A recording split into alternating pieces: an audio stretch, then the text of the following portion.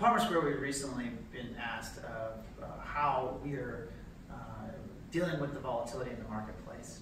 And I think the answer to that starts with how have we been positioned? We at Palmer Square believe for quite some time that investors have not been compensated for taking significant interest rate risk or interest rate duration, and certainly not being compensated for taking a lot of spread risk as well, so spread duration. And so we've been positioned across our entire platform in a very conservative manner. We've had low interest rate duration and low spread duration. So as volatility has hit and seeped through to the credit markets, we've had our portfolios stand up incredibly well. That was really the game plan. The other part of the game plan was, as volatility did hit, and of course, these are markets. Volatility comes and goes. It ebbs and flows. As volatility did hit, could we use our higher quality, more short-dated portfolio as currency to now move to opportunities that finally pay return commensurate with the risk?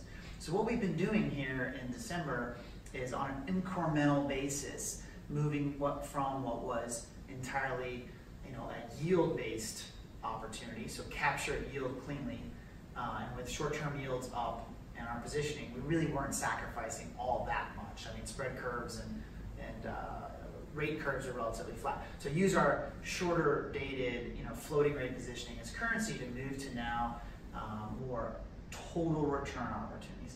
And we're doing that on an incremental basis. For example, we have recently seen the ability to sell some of our highly liquid, high quality BBB CLO debt, and in turn buy BB bank loans. BB bank loans that we hadn't seen trade below par in a long, long time.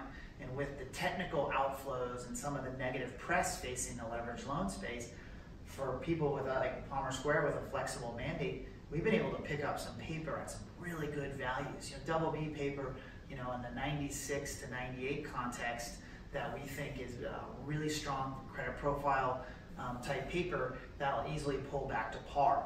So there's been opportunities like that. Secondarily, we've been able to sell other, again, shorter dated securities that haven't been as impacted by the market volatility to buy some select BB CLOs.